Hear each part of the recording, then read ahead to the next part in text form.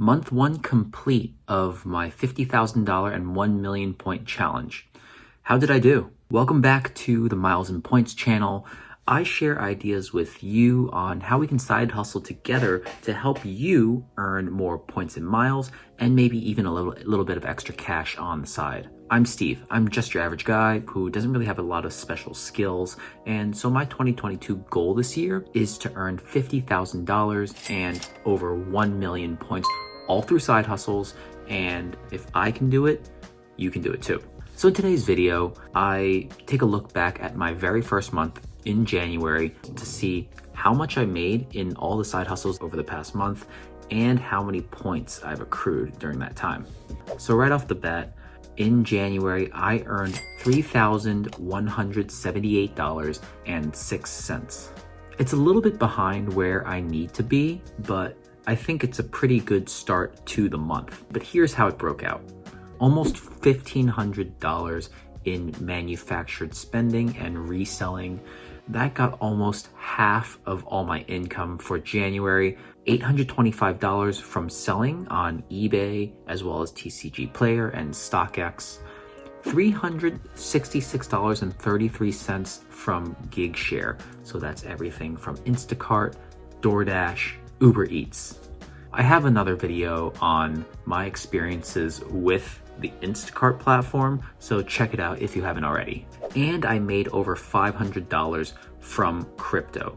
If you stay till the very end, I'll show you how I'm earning $500 in crypto pretty consistently over the next 12 months. So let's dive into this. The very first item that I want to talk about is my reselling. I made about $825 from this. So a lot of that includes all my revenue, everything that I sold and the money that I made, minus all my shipping costs, all my fees that all these different platforms are charging. So eBay charges all like 15% worth of selling fees. Same thing with StockX, same thing with TCG Player. And what are the things that I'm selling? I'm selling a ton of Pokemon cards again. I've said that in the previous video. I have a lot in my collection and I'm looking to unload a lot of that. I also sold some weird stuff like Apple iPad and MacBook empty boxes. I rummaged around my house, found some old headphones, these Bose headphones. I sold some US Mint coins, and that got me to the $825 that you see today. The second one was gig sharing. Now, I spent a bunch of hours driving in my car, shopping, doing grocery delivery, doing some food delivery as well, and with all that effort, I made about $366, which is less than 1/10 of what I need in a particular month to hit that $50,000 goal on a yearly basis.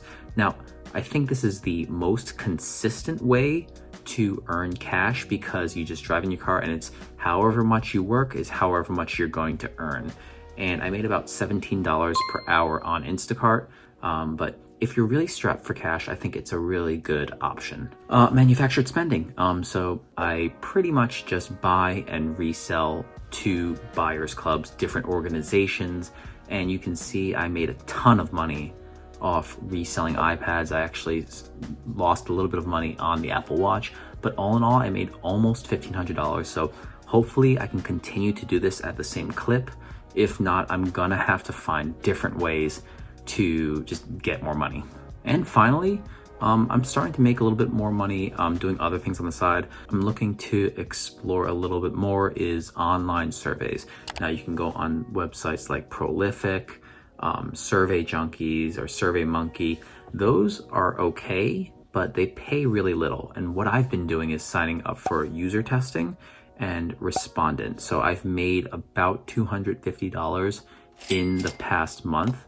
And you just sign up for it, you get selected, but it seems like it could be a consistent source of income for maybe $300-400 a month. So now the really good stuff, the points and miles that I've accrued in January. So as you can see, I've accrued over 240,000 points in the month of January. But you can see my month to date spend for that, I spent about $27,000 to get that 240,000 points. Most of it is from credit card sign-ups. So 165,000 points were contributing towards that balance. That came from a sign up for the Chase Inc. Preferred, which gave me 100,000 points for spending $15,000, and the American Airlines City Business Card, which gave me 65,000 points for spending $4,000 on the card. You're probably thinking to yourself, that is a ridiculous amount of money to spend.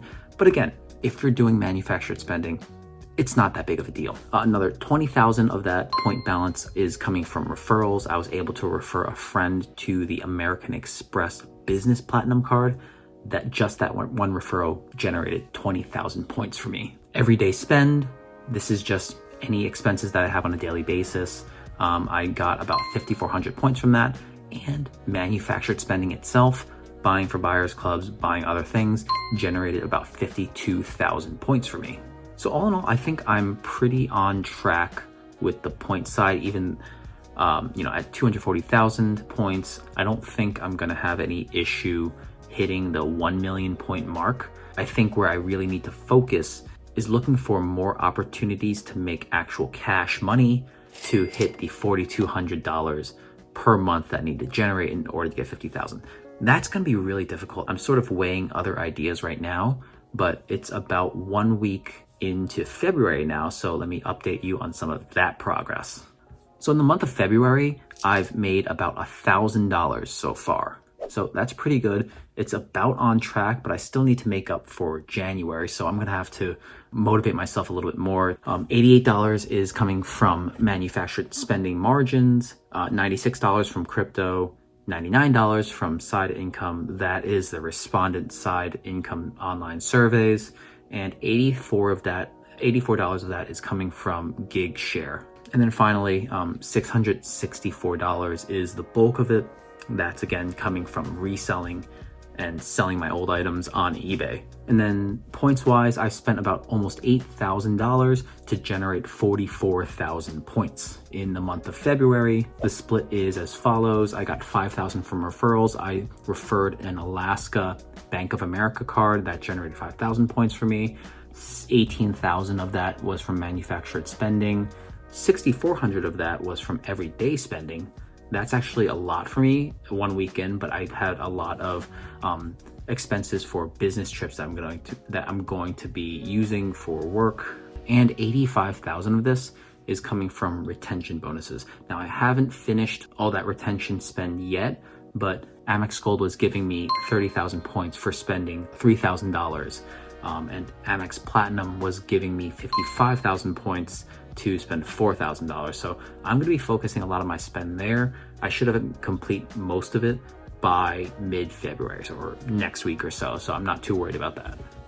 So if I look at the total year to date, I've made about $4,471.09. That's not too bad. I'm still behind again, like I was saying. I've generated about 356,000 points. So the question is, how am I going to get to my goal for the rest of the year? So I'm going to continue doing manufacturer spending for sure. That generates not just a bunch of points, but it also generates a ton of income for me when these buyers clubs give me some commission for this, and I'm generating like thousands of dollars now. I'm gonna continue doing gig sharing for the rest of the year. If I average 10, 15 hours a week, hopefully that should give me a solid $400 to $500 of steady income a month.